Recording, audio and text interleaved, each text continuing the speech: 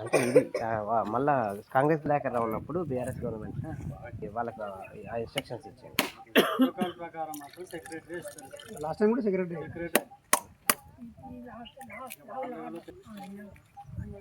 దాన్ని లాగండి, లాగి కట్టండి, లాగ్ వస్తుంది. కిందికి రావద్దు, అక్కడనే పైకి పైకి కొనిచ్చి అట్లనే జెండా ఆవిష్కరణ అంతే. ఇక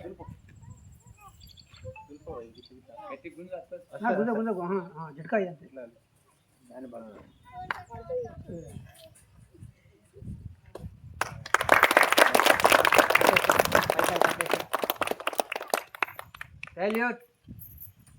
నాతో కలిపి పడాలి.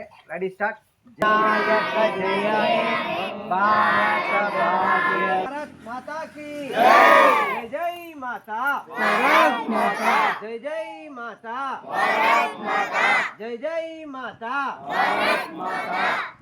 महात्मा गांधी, महात्मा गांधी. అలాగే గ్రామ కార్యదర్శి రమణ గారిని కూడా వేదిక మీదకి రావాల్సిందిగా ఆహ్వానిస్తున్నాను. అలాగే ఉప సర్పంచ్ గారిని రామయ్య గారిని కూడా వేదిక మీదకి రావాల్సిందిగా ఆహ్వానిస్తున్నాను.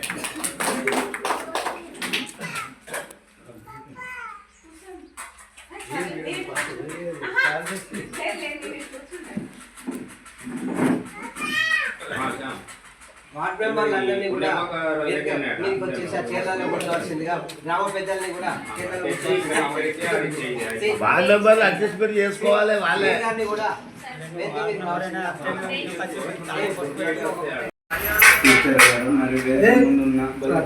గ్రామ ప్రజలకు 77వ గణతంత్ర శుభాకాంక్షలు.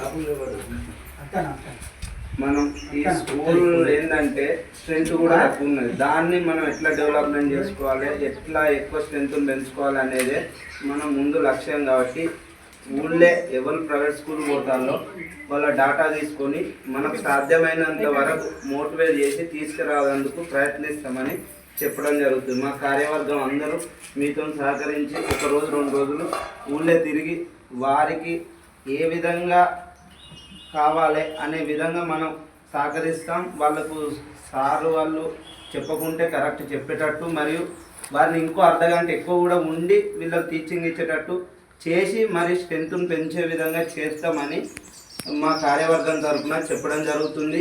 మరియు స్కూల్లో ఇప్పుడు కొత్తగా ఎన్నికైనాం, ఇప్పుడే మాకు ఏంది స్కూల్ డిస్మెల్ చేయాలని ఒకటి వచ్చింది. కాబట్టి దాన్ని ఎట్టి పరిస్థితులు నాకు సాధ్యమైనంత వరకు తొందరనే దాన్ని కూలగొట్టే ప్రయత్నం చేస్తానని కోరుతున్నాను.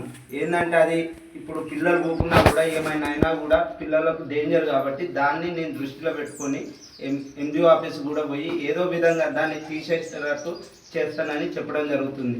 మరియు అంగన్వాడీకి కూడా మొన్న ప్రపోజల్ పెట్టడం జరిగింది. స్ట్రెంత్ తక్కువ ఉన్నారని అంటారు, కానీ దాన్ని కూడా ఏదో విధంగా 100కు 150% ప్రయత్నించి తెచ్చే విధంగానే చేస్తానని హామీ ఇస్తాను. ఏమన్నా కొద్ది పరిస్థితులలో పోతే తప్ప 100%